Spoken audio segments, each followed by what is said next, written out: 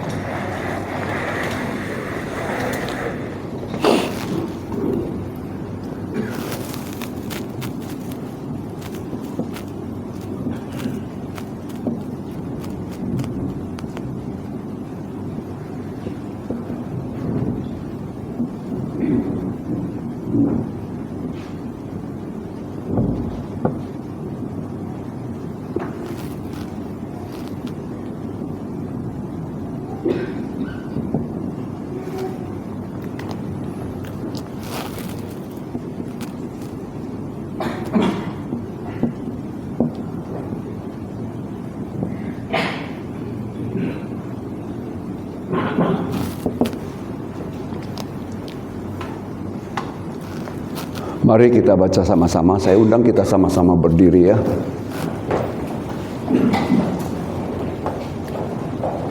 Kita baca sama-sama. 1, 2, 3.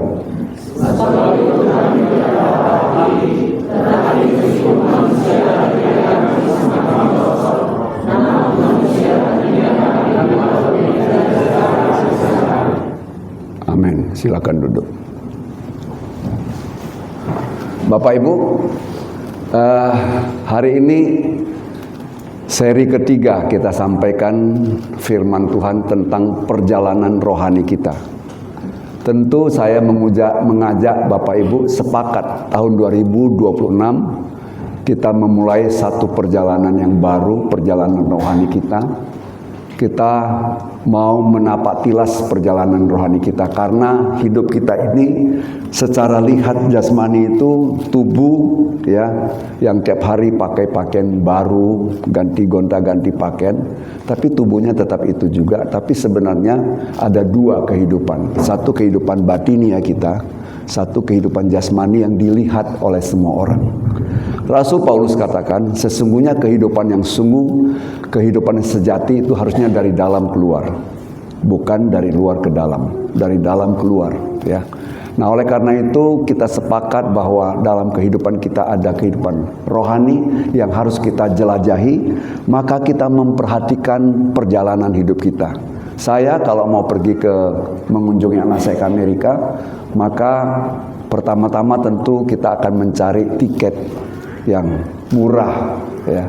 Itu udah pasti ya, kita cari tiket kalau misalnya dari Pekanbaru ke Kuala Lumpur, Kuala Lumpur ke Dubai, Dubai ke Dallas itu berapa, kalau Pekanbaru Jakarta, Jakarta Jepang, Jepang baru ke Dallas berapa, semua kita cari, kita coba. Itu namanya merencanakan perjalanan yang baik ya kan.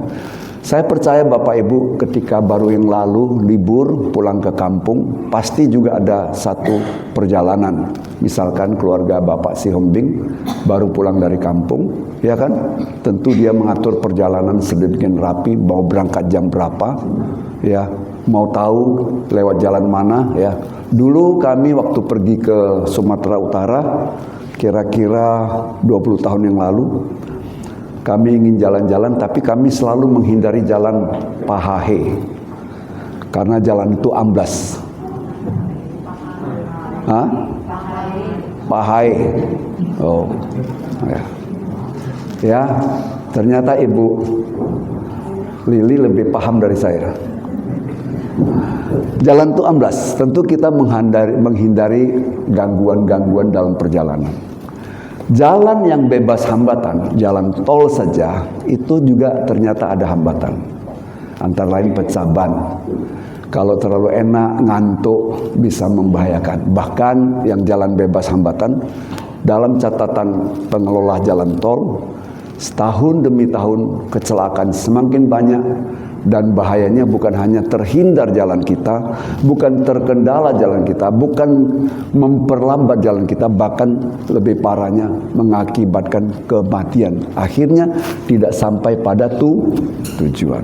Tentu kita mau tujuan perjalanan rohani kita sampai pada tujuan.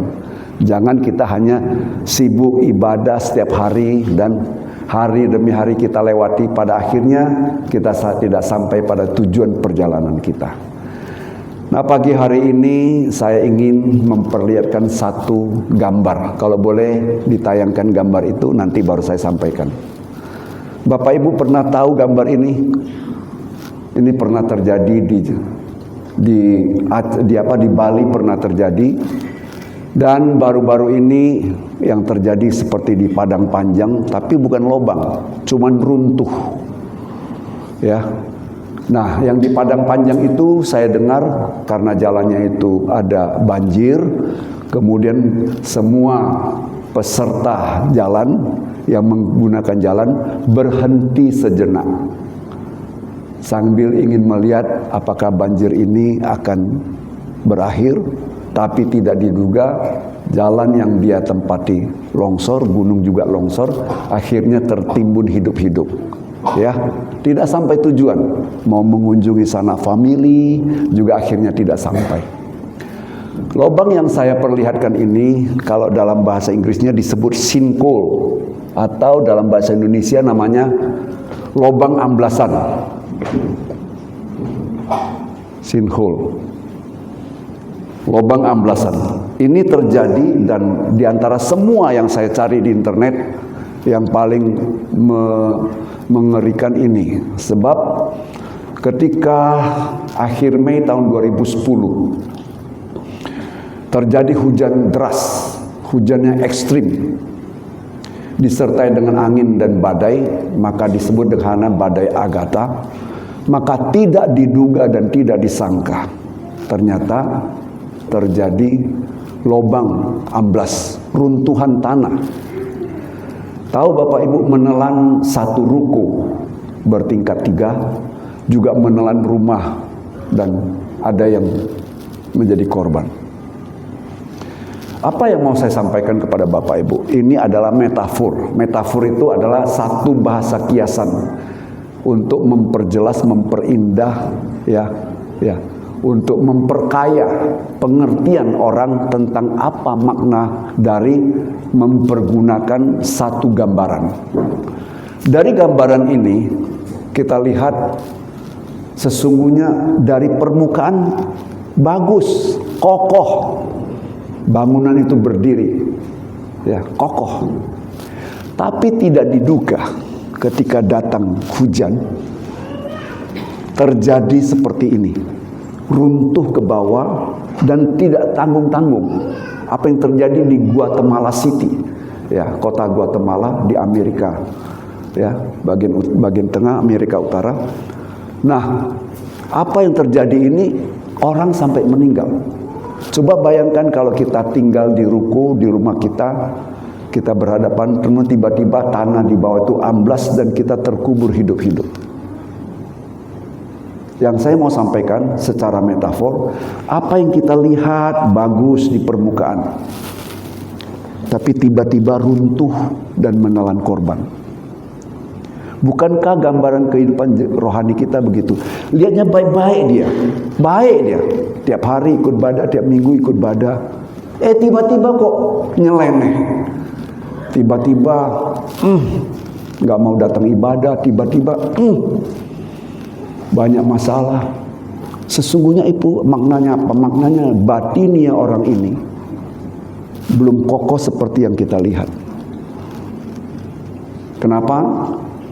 Ini kalau kita lihat dari secara geologi, itu struktur tanah terdiri dari batu kapur, di mana kalau disiram dengan air yang cukup banyak, kapur itu kemudian perlahan-lahan mencair, maka tidaklah bisa memegang beban yang besar sehingga terjadilah geseran, maka terjadi keruntuhan tanah. Setara metafor saya katakan seperti tadi, kita lihat kadang-kadang seseorang itu baik, ya, keluarganya juga baik, semua baik. Kok tiba-tiba begini? Akhir-akhir nih, sebagai pendeta, sebagai gembala, juga cukup tercemar. Dilihat baik-baik dia sebagai gembala, ya, ternyata viral selama 20 tahun menganiaya istri di rumah tangga. Pernah dengar? Betul kan? Saya nggak mau contoh jemaat, contoh aja lah hamba Tuhan, ya kan? Dia baik, pergi ibadah, menyampaikan firman Tuhan. Ternyata bobrok. Kalaulah gembala hamba Tuhan bisa sedemikian, mungkin nggak terjadi sama jemaat. Halo, mungkin. Ya. Oleh sebab itu, kita harus mendeteksi, mengenali rintangan dalam perjalanan rohani kita. Apa rintangannya? Perlahan-lahan kita deteksi dari kebenaran firman Tuhan. Sebagai contoh, kita ambil perjalanan bangsa Israel, umat pilihan Allah. Keluar dari Mesir, sepertinya luar biasa. Ya, keluar dari Mesir dengan, saya membayangkan 430 tahun mereka menjadi pekerja rodi, pekerja paksa. Sebenarnya 400 tahun, tapi 30 tahun kan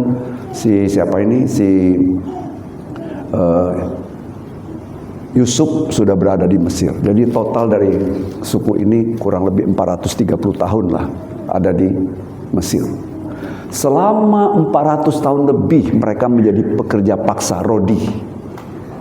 Tahu kan kalau pekerja paksa, kerja hari ini cukup makan hari ini, tidak akan mungkin berlebihan. Betul? Tiba-tiba ketika Tuhan izinkan mereka keluar dipimpin oleh Musa, Tuhan katakan apa? Tuhan akan membuat hati bangsa Mesir berkemurahan. Sehingga apa saja yang kamu minta akan diberi. Baca itu di dalam Keluaran pasal 12. Dalam Keluaran pasal 12 ayat 36, 37 dan 38, bahasa yang dicatat di firman Tuhan katanya, mereka merampasi bangsa Mesir. Artinya apa? Mereka mendadak dalam 1 jam menjadi apa? OKB, orang kaya baru. Berangkat dari Mesir menuju ke tanah perjanjian sebagai gambaran surga, sebagai gambaran tempat perhentian kita sebelum dalam kekekalan, itu dengan membawa segepok emas, kekayaan yang luar biasa. Tapi dalam perjalanan, Bapak Ibu tahu, emas yang mereka kumpul akhirnya diberikan kepada Harun menjadi apa? Menjadi anak lembu emas. Dan banyak yang meninggal. Berapa orang meninggal? Semua yang keluar dari Mesir. Hanya 2 orang saja yang hidup. Ya, hanya 2 orang saja yang sampai ke tempat tujuan. Kenapa? Karena ada rintangan, ada gangguan dalam perjalanan. Kalau dalam perjalanan jasmani kita ada banyak gangguan, dalam perjalanan rohani pun ada banyak gangguan. Itu sebabnya kita harus mendeteksinya, mengenalinya, supaya kita sedini mungkin menghindar. Sekarang ada Waze. Kalau saya mau pergi ke rumah, katakanlah mau ke rumah Ibu Heni Sitebu, cukup jauh perjalanan, maka Waze itu akan kasih gambaran. Di titik mana yang macet dia kasih gambar merah. Ya. Nah, saya harus ini jamnya kalau mau ibadah tinggal 30 menit. Kira-kira sampai nggak? Kalau sini macet, saya ambil jalan lain. Itu kan sekarang sudah ada deteksi-deteksi awal. Kita pun harus begitu. Dengan kemajuan teknologi yang diperlihatkan kepada kita, dengan perjalanan rohani kita yang sudah sekian lama, masa kita begini-begini saja? Betul? Masa begini-begini terus? 2010 kita buka pelayanan. Terlambat. Masa 2026 masih juga terlambat? Sudah sekian tahun nggak ada perubahan, ya kan? Itu harus ada perubahan. Jadi tahun ini kita sepakat, di tahun 2026 kita mau sepakat untuk melakukan satu perubahan, satu resolusi dalam hidup kita supaya kita ada satu kemajuan di dalam kerohanian kita. Oleh sebab itu, kalau hari pertama saya menyampaikan firman Tuhan tentang perjalanan hidup rohani kita dengan meminta penyertaan Tuhan. Masih ingat lagu? Jangan suruh aku berjalan kalau engkau tidak menyertai aku. Itu pertama. Hari kedua berkenan dengan baptisan. Saya singgung juga tentang kita langkah awal. Dan ini yang ketiga, saya meminta supaya kita sama-sama sepakat mau mengenali apa saja yang menjadi rintangan dalam perjalanan rohani kita. Sepakat ya, kita sama-sama lihat dalam perjalanan rohaniku apa yang menjadi rintangan. Saya kasih rintangan hari ini, saya kasih 3. Yang satu saya kasih nama ketagihan atau kegilaan. Ini agak ekstrim bahasanya. Ketagihan atau kegilaan. Ada yang pernah tahu apa namanya workaholic?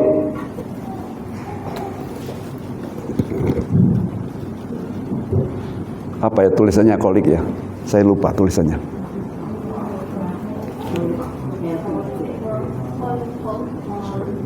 Oke, ya bisa ya. Nah, artinya apa? Ketagihan kerja, waktu pun sampai nggak tahu ibadah, nggak tahu ini rayon, nggak tahu ini, nggak tahu itu. Hati-hati Bapak Ibu. Tuhan katakan apa? Marta, Marta, engkau sibuk dengan banyak hal. Menimbulkan apa? Menimbulkan kekhawatiran dan lain sebagainya. Orang yang sibuk itu tidak ada dalam hatinya itu ruangan untuk Tuhan. Kenapa? Yang ada adalah ambisi dia, bagaimana aku sukses, bagaimana aku begini, bagaimana aku begini, bagaimana aku begini. Baru-baru ini kita tahu di Pekanbaru ada seorang yang kaya, kebunnya banyak, semua ada. Jam 1 pagi dipanggil Tuhan karena stroke. 2 hari kemudian dikremasi, hilang sama sekali, jadi debu. Ada di bawah enggak kebunnya? Ada di bawah enggak mobilnya? Ada di bawah enggak? Kenapa? Sibuk. Mencari harta, mencari ini, mencari itu, mencari ini, mencari itu, sampai lupa waktunya. Ini adalah rintangan yang tanpa kita sadari akan mengganggu perjalanan rohani kita. Siapa bilang nggak boleh kerja? Anak Tuhan harus kerja. Firman Tuhan katakan, kalau nggak kerja jangan kasih makan. Itu ada firman Tuhan. Tapi jangan kerja menjadi merantai kita untuk tidak bisa datang mencari Tuhan. Saya mau ingatkan dari awal, ya, bukan berarti kita bermalas-malasan. Tuhan juga tidak izinkan kita bermalas-malasan. Sebenarnya 1 hari 1 malam itu ada 24 jam.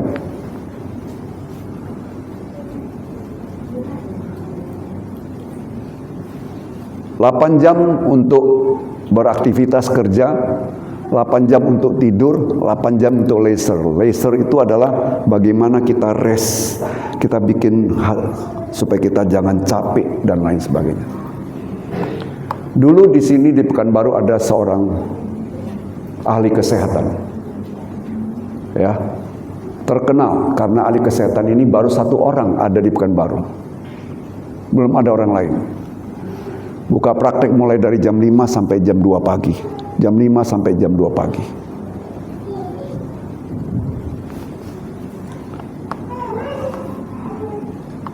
Kesehatan runtuh. Tidak diduga ternyata itu telah menumpuk penyakit di dalam tubuhnya. Yang mirisnya, si tenaga kesehatan ini pertama yang punya baby band di Pekanbaru. Baby band mahal kan? Pertama di baby band yang memiliki baby band di Pekanbaru. Tapi dia meninggal di atas oplet. Oplet yang membawa dia ke rumah sakit dan meninggal di dalam perjalanan dari oplet menuju ke rumah sakit. Tidak menikmati baby bandnya untuk tidur sesaat saja, tidak. Kenapa? Karena waktunya habis hanya untuk memenuhi ambisinya, hanya untuk memenuhi keinginannya. Tuhan sudah akan kasih perlihatkan kepada kita 2 model gereja. Satu gereja yang disimbolkan oleh Maria, duduk di bawah kaki Tuhan. Yang satu simbol gereja adalah gereja yang sibuk, yaitu Marta. Sibuk. Ya.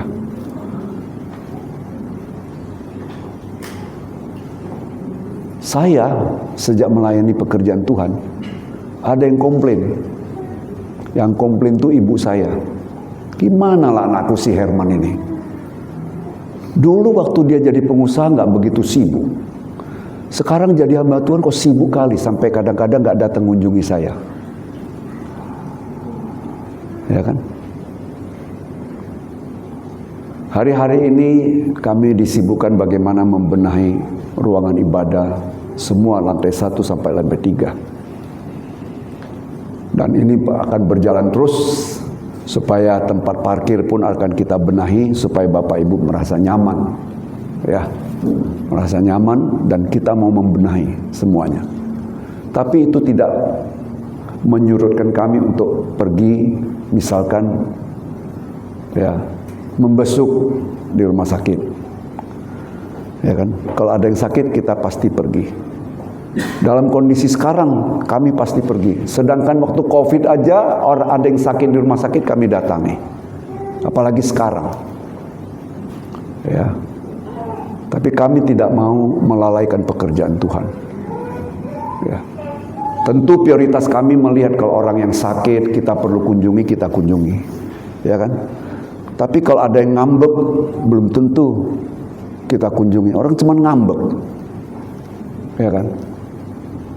Makanya kita harus perhatikan dengan sungguh-sungguh kerohanian kita.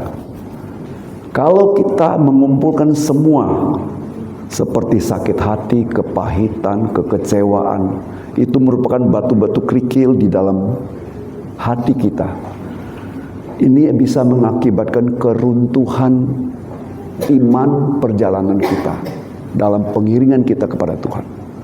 Oleh sebab itu hati-hati, perhatikan. Ayub katakan, aku tidak mau sakit hati.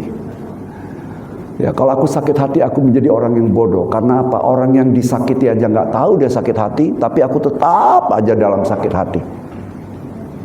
Ya, itu adalah sesuatu yang merintangi perjalanan rohani kita. Ya. Kita harus terbuka dengan hati yang lapang, melihat semua permasalahan dengan kasih Tuhan. Ya. Nah, kesibukan. Jadi perhatikan Bapak Ibu, apakah Bapak Ibu sibuk dengan berbagai hal. Saya tidak mau sebutkan sibuk apa, mungkin Bapak Ibu yang sendiri yang tahulah. Ya kan?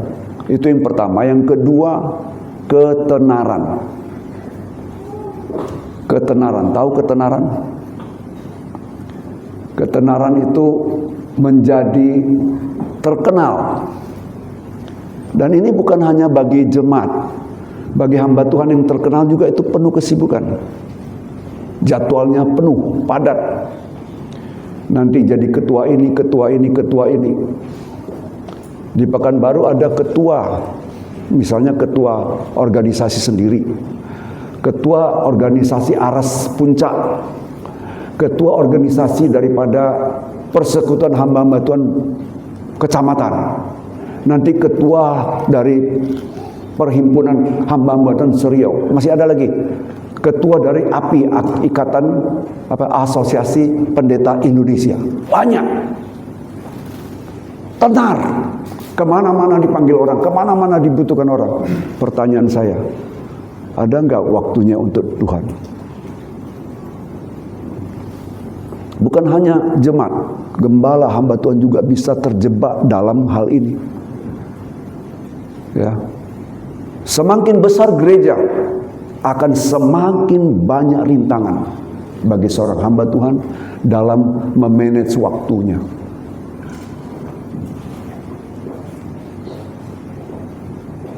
Oleh sebab itu kita perhatikan, ya, orang yang tenar ini itu sama dengan apa yang dikatakan di dalam gambaran 7 sidang jemaat. Tahu 7 sidang jemaat? Jemaat Sardis, Laodikia, kerja, sana sini memenuhi itu. Tapi kuasa ibadah tidak ada. Saking tenarnya seseorang dalam perjanjian lama. Tahu dah siapa? Tenar dia, hebat, kuat. Tidak lain dan tidak bukan adalah Samson. Samson, man of the years, orang yang menjadi sanjungan pada masa itu.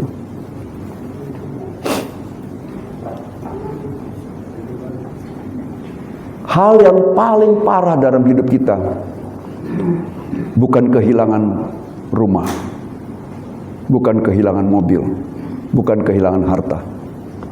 Hal yang paling parah adalah seperti kehidupan Samson. Dia pikir Tuhan menyertai dia, dia pikir dia tetap ada dalam Tuhan, tapi tidak tahu perlahan-lahan sebenarnya dia sudah menjauhi Tuhan. Perlahan-lahan Tuhan juga sudah tidak menyertai dia.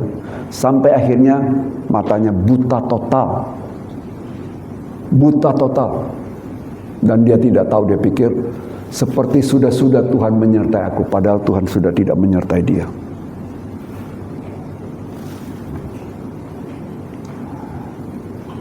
Perhatikan itu di dalam kehidupan kita.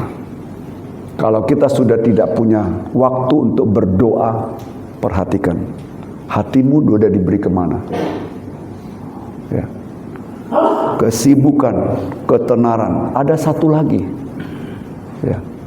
Sebenarnya baik kesibukan, ketenaran, dan yang lain sebagainya, kalau didefinisikan cuma dua. Gangguan dari luar dan gangguan dari dalam. Gangguan dari luar coba kita baca ayat yang 8. Tadi ayat pokok kita adalah 1-2 Korintus 4:16, kita balik ke atas 8. Dalam segala hal kami ditindas, namun tidak terjepit.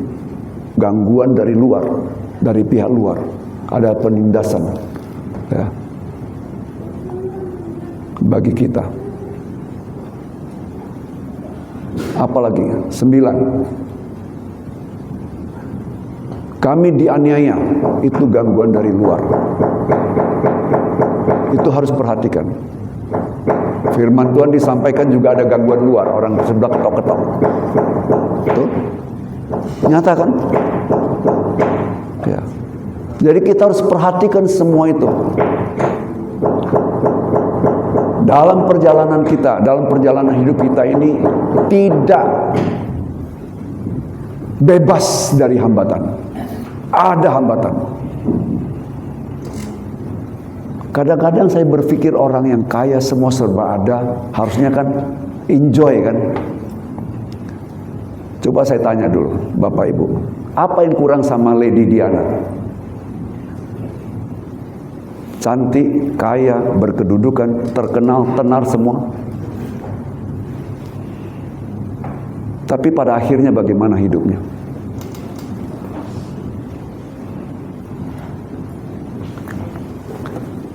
Gangguan dari dalam, coba kita lihat ayat selanjutnya. Ayat pasal 5 ayat 3-4 saya mau baca. Pasal 5 ayat 3-4. Sebab dengan demikian kita berpakaian dan tidak kedapatan telanjang. Ayat 4. Sebab selama masih diam di dalam kemah ini, kita mengeluh oleh karena beratnya tekanan. Karena kita mau mengenakan pakaian yang baru itu tanpa menanggalkan yang lama. Gangguan dari dalam itu dari diri sendiri. Tidak mau menghilangkan, membuang kebiasaan-kebiasaan lama yang jelek. Misalkan apa kebiasaan lama? Suka tidur malam, bangun pagi susah. Udah pasti. Bangun pagi susah. Bagaimana mau ikut Zoom pagi? Bagaimana mau ikut doa pagi? Ya kan? Apalagi kebiasaan. Banyak sekarang sejak dengan adanya teknologi itu juga menjadi satu gangguan. Dengan ada teknologi tiap hari kita baca berita. Tahun 2016, 2026 ekonomi akan runtuh. Banyak orang membeli emas. mikirlah uangku mau dikonversi ke emas atau enggak ya. Bagi yang ada uang, nggak ada uang, aduh, kok aku dulu waktu ada uang nggak beli emas ya. Betul atau betul? Tiap hari yang dipikirkan itu gangguan. Belum lagi banyak hal. Ada uang juga banyak gangguan, nggak ada uang juga banyak gangguan. Betul atau betul? Ada uang gangguan nggak? Ada lah. Coba kalau depositonya 3 miliar, mikir nih, nanti kalau tiba-tiba pemerintah lakukan redenominasi, uang 1 juta jadi 1.000, wah kan kacau, tiap hari jadinya nggak bisa tidur karena uang 3 miliar. Kalau nanti dipotong bagaimana? Tiap hari mikir, mau dijadikan apa uang 3 miliar nih? Dijadikan emas, atau dijadikan tanah, atau dijadikan apa? Kan tiap hari mikir kan. Yang ketawa itu punya simpanan itu, ya kan? Yang ketawa punya simpanan, jangan-jangan ikut mikir tuh. Ya. Banyak gangguan dalam hidup kita. Oleh sebab itu mari kita mendeteksi gangguan-gangguan itu supaya kita jangan merintangi perjalanan hidup kita. Tadi saya kasih gambaran bangsa Israel. Ya, umat pilihan Allah. Selama 430 tahun tidak pernah mungkin pegang uang, pegang emas. Hidupnya jadi rodi, jadi pekerja paksa. Ketika Tuhan membebaskan mereka, Tuhan mengizinkan bangsa Mesir bergemuran sehingga mereka keluar dengan membawa emas dan lain sebagainya. Bayangkan ada anting-anting orang Mesir, mintalah dikasih. Ada kalung, mintalah dikasih. Masih ada apa di lemari? Buka seperti dihipnotis. Bangsa Mesir, semua ada dengan sukacita, gitu. Coba baca dulu satu ayat. Matius pasal 6 ayat 21.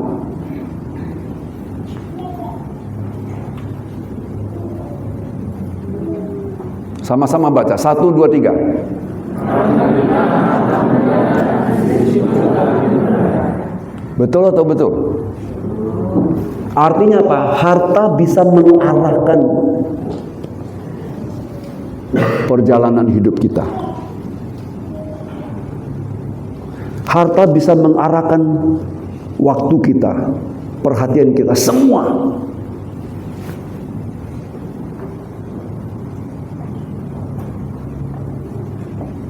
Dengan ada emas, ada semuanya, ada deposito, cukuplah, nggak perlu Tuhan. Emas itu dijadikan Tuhan untuk diandalkan seumur hidupnya. Harta itu diandalkan untuk menjadi Tuhan yang menopang hidupnya seumur hidupnya. Kalau Tuhan mau ambil sebentar aja, apa saja nggak bisa, nggak ada yang kekal.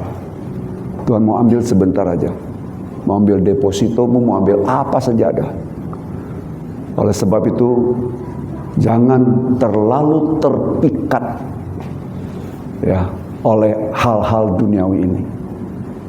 Memang kita butuh. Tuhan katakan apa? Semua ini diminta. Semua ini dicari oleh segala bangsa. Tapi Bapamu tahu apa yang kau butuhkan. Karena itu cari terlebih dahulu kerajaan surga serta kebenarannya, maka selebihnya akan ditambahkan bagimu. Ada orang yang kerja, uangnya numpuk. Saya pernah baca satu artikel, ya, sampai dia mau makan pun dia pelit, ya kan? Gajinya yang dia pikirkan deposito, pokoknya gaji harus deposito, harus deposito, sampai makan pun pelit. Setelah beberapa tahun sebelum pensiun ditimpa dengan penyakit, uang yang dikumpulkan untuk berobat pun nggak cukup. Kenapa? Badannya terlalu capek, terlalu haus, sehingga rusak tubuhnya. Itu gambaran kita. Jadi mau Bapak Ibu tahun ini lebih sungguh sama Tuhan. Jam-jam ibadah tahu jam ibadah, ya kan? Ya. Kalau ibadah jam ibadah tahu beribadah, ya kan? Supaya yang jadi ketua rayon ini jangan letih lesu. Coba bayangkan, apa tidak lesu Ibu Heni? Hanya 4 keluarga, yang lain rasa jauh, ya kan? Tapi Walaupun begitu 4 keluarga bolak-balik itu aja sukacita juga dia. Ibu Heni, Ibu Emi, 4 bolak-balik itu keluarga. Tapi di rayon yang lain orangnya keluarga banyak, nggak juga nongol, sama juga, sama kan? Banyak tapi nggak nongol, sedikit nongol semua, gilirannya itu terus. Saya bingung melihat situasi seperti ini. Oleh sebab itu mari kita perhatikan apa yang menjadi gangguan dalam kehidupan kita. Satu lagi saya kasih contoh. Coba kita buka di dalam Bilangan pasal yang ke-11 ayat 4, 5 dan 6. Coba sama-sama baca. 1, 2, 3.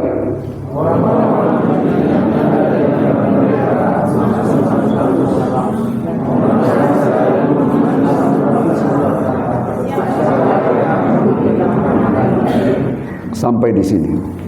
Setelah keluar dari Mesir dalam perjalanan berbulan-bulan, bangsa Israel ini, kalau kita baca di sini, mengeluh mereka. Mengeluh apa? Mengeluh gak ada daging. Ya, kalau kita baca nanti ayat 6, di sana dikatakan makan mana itu bosan. Bosan. Hanya itu aja. Nanti cari ayatnya. Dalam Mazmur dikatakan Tuhan mengirimkan makanan malaikat. Bayangkan, mana itu makan malaikat, makanan yang paling baik. Tapi orang ini bosan. Tetapi kenapa? Karena dikatakan orang-orang bajingan. Kalau saya baca versi lain, ya, dalam arti sesungguhnya orang-orang bajingan di dalam terjemahan lain adalah orang-orang perusuh, peribut, pembuat kerusuhan, pengacau. Mengapa ada dalam perjalanan bangsa Israel ini ada hal-hal seperti itu? Kita buka Keluaran pasal 12 ayat 38. Coba kita baca.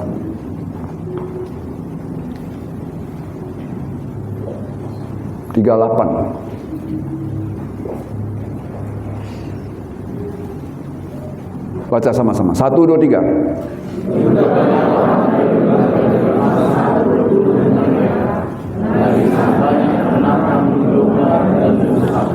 Artinya apa? Selain suku asli orang Israel, suku asli dari keturunan Yakub, masih ada orang lain. Orang lain itu apa? Orang Mesir ada. Sebenarnya ini menunjukkan kasih Tuhan, bahwa Tuhan menyelamatkan bukan hanya suku yang terpilih, tapi segala suku bangsa. Sudah nampak di sini Tuhan membawa dia keluar untuk dibawa masuk ke dalam tanah perjanjian. Kita pada dasarnya bukan suku asli Israel. Kita adalah orang-orang non-Israel yang diadopsi, dibawa, diangkat oleh Tuhan menjadi anak-anak Tuhan. Nah, ini berbicara tentang orang-orang ini yang menjadi perusuh, menjadi pengacau. Ya. Orang-orang ini ya mengatakan kami nggak ada makan daging. Ya. Nah, yang lucunya apa? Bangsa Israel asli yang ikut dalam perjalanan menuju ke tanah perjanjian ikut juga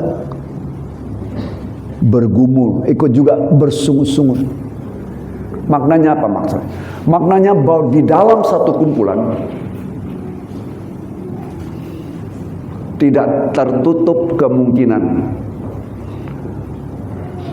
baik itu dalam jemaat, baik itu dalam satu perkumpulan besar atau gimana, ada orang-orang yang memang sulit untuk dibina.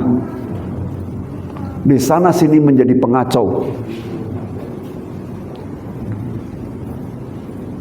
Mudah-mudahan di sini nggak ada. Ya. Jangan kita menjadi batu sandungan bagi orang lain dalam jemaat. Ya. Kalau ada apa-apa yang penting nggak puas sama gembala, datang ketemu gembala. Nggak puas sama ibu gembala, datang ketemu ibu gembala. Nggak bisa diselesaikan antara satu dengan lain dalam jemaat. Ngomong sama gembala, kita pertemukan, kita bicarakan. Jangan ambil persepsi sendiri. Saya tahu di sini, ya.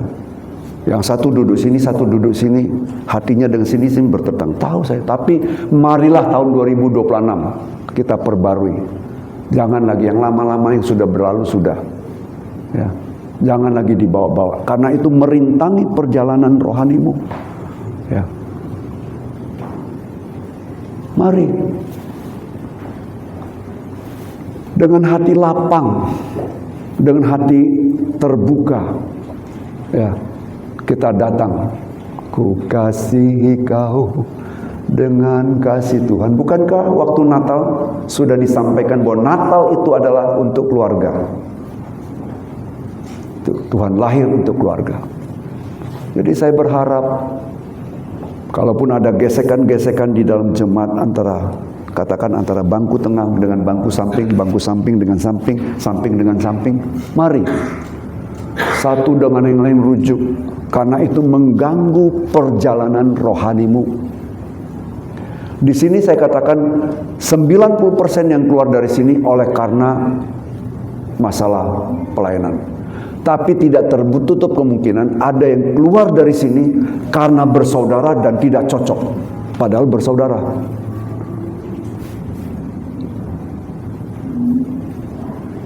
Maka oleh sebab itu mari kita gandengan tangan. Jangan itu semua menjadi begitu banyak beban yang merintangi kita. Kita buka dulu di dalam Ibrani pasal 12 ayat 1 dan 2 saya mau baca.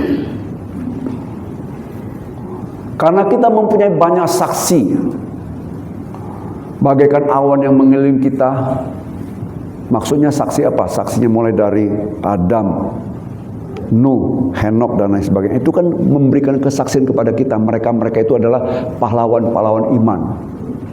Kita sudah diperlihatkan sedemikian jelas bagaimana Daniel masuk ke Sua Singa, bagaimana akhirnya Allah menolong. Saksi-saksi itu harusnya meneguhkan kita.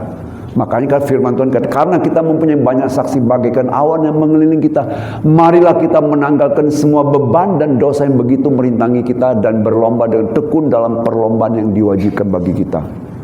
Baru ayat 2 dinyatakan bahwa kita dalam hidup ini adalah perlombaan rohani. Bukankah manusia batinnya kita adalah iman kita? Dalam perlombaan iman ini ada beban dan ada juga apa? Dosa. Beban itu bisa jadi gangguan dari luar. Dosa itu karena kita sendiri mau. Tadi kan dikatakan, karena kita mau pakai baju yang baru tanpa menanggalkan yang lama. Itu kemauan kita sendiri. Itu pilihan kita sendiri. Ya. Kelemahan kita, ya, hobi kita, kesukaan kita yang tidak bisa kita lepaskan, itu merintangi perjalanan hidup kita. Harus kita rela membuangnya.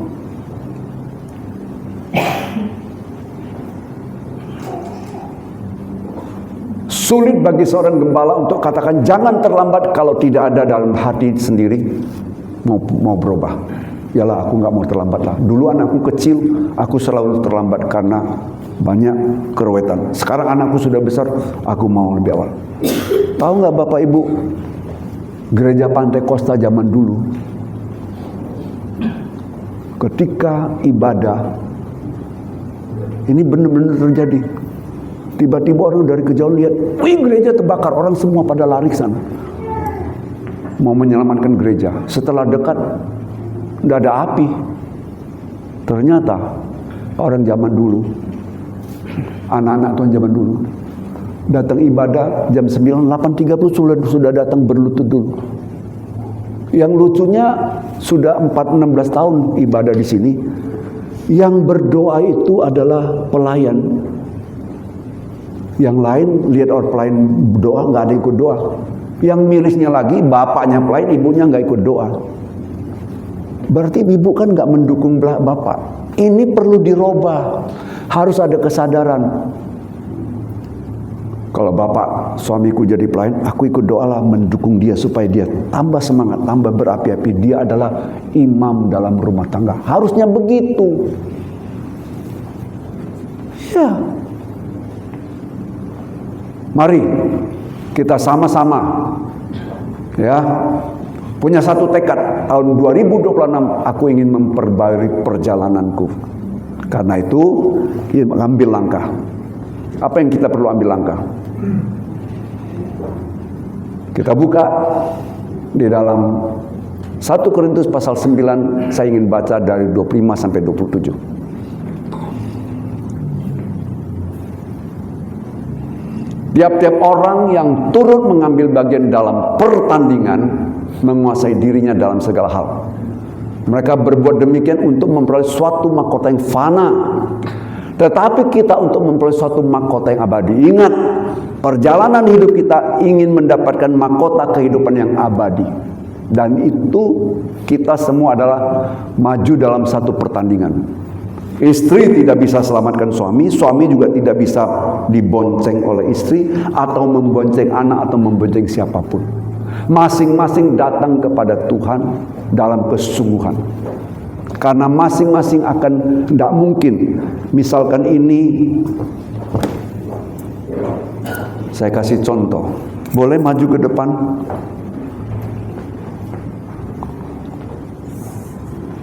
Surya dan Carlos Marbun ada dapat mahkota, 2 orang. Coba berdiri sini supaya Bapak Ibu jelas mahkota ini dapat, mahkota kehidupan. Berdiri, gandeng tangan. Berdiri dekat berdiri. Dekat aja berdiri. Terus saya mau menyematkan mahkota ini. Bisa nggak mahkota ini? Bisa? Bisa nggak? Nggak bisa kan? Mahkota kan masing-masing, cuma satu aja. Ganteng juga rupanya gitu. Nah, dah, silakan duduk. Masing-masing kita. Ibu nggak bisa menyelamatkan anak, nggak bisa bonceng anak, suami nggak bisa bonceng istri, semua nggak bisa. Kita masing-masing pertandingan itu. Terus ayat 26. Sebab itu aku tidak berlari tanpa tujuan, dan aku bukan petinju yang sembarangan saja memukul. Kita bukan berlari tanpa tujuan, kita berjalan bukan tanpa tujuan. Ada tujuannya. 27. Tetapi aku melatih tubuhku dan menguasainya seluruhnya, supaya sesudah memberitakan Injil kepada orang lain, jangan aku sendiri tolak. Penolakan itu biasa di akhir. Kalau kita baca Matius pasal 7, bukan semua orang yang berseru kepadaku, Tuhan, Tuhan, Tuhan akan masuk dalam kerajaan surga, tidak. Tapi mereka yang melakukan kehendak Bapakku. Pada hari terakhir, banyak orang berseru, Tuhan, aku mengenal Engkau. Tuhan, dalam namamu aku telah melakukan banyak mujizat. Tuhan katakan, no, aku tidak kenal Engkau. Ya. Jadi ikut Tuhan gak segampang yang kita pikirkan. Pokoknya sudah dibaptis, sudahlah. Dibaptis, tercatat menjadi anggota GPD Jemaat Betani, udahlah pokoknya biarlah gembala yang doakan saya lah. Saya santai-santai. Ya enggak gitu. Harus masing-masing dalam perjalanan itu berjuang. Aku tidak menjadi petinju yang sembarangan. Aku bukan menjadi pelari yang sembarangan. Tapi ada tujuannya. Supaya aku jangan ditolak. Bagaimana? Melatih. Tahukah Bapak Ibu, maestro bulu tangkis Indonesia yang terkenal siapa? Rudi Hartono. 8 kali dia menjadi maestro bulu tangkis dunia, membawa nama Indonesia. Tapi tahu nggak Bapak Ibu, satu hari 6 jam dia latihan. Kalau nggak ada sparring partner, dia latihan dengan tembok. 8 jam. Coba kalau 6 jam. Coba kalau 6 jam kita doa. Wah. Saya katakan luar biasa. Dulu waktu kami masih join sama Bapak, gembala satu lagi yang di Jalan Nangka ini, kami mengundang seorang hamba Tuhan, namanya Ananda Stira, penginjil dari India. Dia datang menyampaikan firman Tuhan, ada pengurapan Tuhan, ada penyertaan Tuhan, yang sakit disembuhkan. Dia bersaksi, satu hari saya baca Alkitab 6 jam. Doa nggak usah tanya. Dan dia katakan baca firman Tuhan lebih daripada berdoa. Saya sarankan kepada Bapak Parlin di rumah, jangan memikirkan sedih dengan pekerjaannya. Baca saja firman Tuhan. baca saja firman Tuhan. Kalau mau baca firman Tuhan, baca di dalam Amsal pasal 1, di sana akan dapat bahwa firman Tuhan itu adalah obat yang menyegarkan dan menyembuhkan. Ya, itu anjuran saya. Boleh kan saya mendorong supaya lebih sungguh-sungguh, ya. Pasti, ya, firman itu berdaya guna dalam hidupku, dalam hidupmu. Karena itu mari kita bertekad. Nah, kalau kita mau melatih tubuh kita, maka Paulus katakan begini. Kira-kira biar ini menjadi kegenapan dalam hidup kita untuk tahun 2026. Kita baca 1 Timotius pasal 4. Saya mulai ayat 6, 7 dan 8. Saya baca ya. Kita sepakat ya.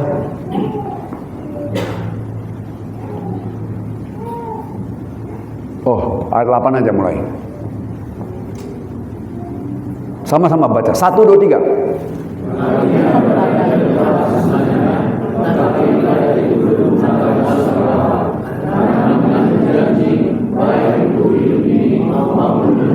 Stop sampai di sini. Latihan badani, kimazo, artinya apa? Exercise artinya apa? Olahraga. Kalau terhadap tubuh jasmani kita, kita butuh olahraga supaya kita sehat. Masakan rohani kita nggak mau? Harusnya rohani kita lebih lagi. Jadi Paulus menganjurkan kepada kita, memberikan satu gambaran kepada kita. Kita baca lebih lanjut lagi sebelum saya jelaskan. Ayat 9. Perkataan ini benar dan patut diterima sepenuhnya. Latihan badani terbatas. Sedangkan yang terbatas saja kita mau bangun pagi lari-lari. Betul? Kita mau olahraga. Kalau bagi ibu-ibu yang nggak lari-lari, bangun pagi dia mungkin di belakang, halaman belakang gini dia. Mungkin gini dia. Katanya, ini kata ahli kardiolog. Orang yang tidak kena serangan jantung, dia harus melatih ngambil napas. Walaupun napasnya memang lancar, tapi artinya supaya waktu dia ngambil napas itu, pembuluh darah itu dikembangkan. Supaya nggak ada hambatan. Harus latihan. Ya kan? Ada lagi yang ngomong sama saya. Kalau bangun pagi, ini ada yang sampaikannya. Kalau gosok gigi, katanya kan harus dengan sedikit batu-batu. Ada getaran bagi laki-laki untuk menghindari prostat. Itu katanya. Nah, kalau saja latihan tubuh jasmani ini kita lakukan, mengapa tidak latihan rohani? Karena apa? Keuntungannya bukan untuk sekarang. Sekarang ada dan untuk akan datang. Karena itu putuskan. Kalau kita tahu ini semua gangguan-gangguan, kita ambil satu tekad. Ya, saya mau tahun 2026 dengan pertolongan Tuhan, saya mau melatih diri saya, melatih doa. Jangan pikir doa itu gampang. Saya mau tanya dulu, ada nggak duduk berdoa, diam diri, 2 jam nggak ngomong di hadapan Tuhan, tapi konsentrasi sama Tuhan. 2 jam aja lah dulu. Coba sini, siapa yang sudah pernah lakukan? Ternyata belum kan? Kita datang sama Tuhan, segudang agenda Tuhan. Aku begini. Setelah itu amin, pergi. Tuhan bilang, aku mau ngomong sama kamu. Bagaimana kamu dapat nanti jawaban itu? Belum ngomong kau udah pergi, karena kita sibuk dengan doa. Doanya kita itu biasa, doa-doa yang populer. Tuhan, aku begini. Sudah amin, selesai. Tapi pernah nggak doa itu kalau duduk di bawah kaki Tuhan tanpa ngomong, tapi hati kita terhubung dengan Tuhan? Karena itu latih, nggak gampang. Siapa di sini sudah pernah ketemu Tuhan? Belum kan? Tapi itu perlu latih. Saya pernah bersaksi seorang pengusaha bangkrut total, dari orang kaya bangkrut. Dia nggak tahu apa yang harus dia buat. Selain dia duduk di bawah kaki Tuhan selama 9 bulan. Dia berpikir 9 bulan seorang ibu mengandung sampai melahirkan anak. Saya ingin melahirkan kehidupan saya dalam Tuhan. 9 bulan dari pagi sampai sore dia duduk terus. Sekarang dia menjadi orang yang sukses kembali. Tuhan pulihkan kembali kekayaannya, hartanya, pekerjaannya, usahanya. Sekarang dia yang menjalankan usaha itu bukan dia orang lain, by system. Ada yang laksanakan usahanya. Dia cuma duduk di atas meja, hanya kontrol lewat tulisan, dan lebih banyak waktunya dicurahkan untuk Tuhan. Bahkan menulis ayat-ayat firman Tuhan yang dijadikan bahan pelajaran. Dia terkenal dengan apa? Dengan seminarnya. Lompatan. Ini terjemahannya, iman. Dia mengarang satu buku, menulis dengan tema lompatan iman. Menjadi orang sukses. Tuhan bisa membuat kita sukses kok. Apapun Tuhan bisa lakukan. Yang penting mau gak kita datang mencari Dia. Karena itu tahun 2026 saya ajak kita semua lebih bersungguh-sungguh dalam mengiringi Tuhan. Ya, apapun kekhawatiranmu, serahkan kepada Tuhan. Tuhan pasti menolong. Tuhan pasti menyertai. Saya sambung minggu depan. Tuhan memberkati.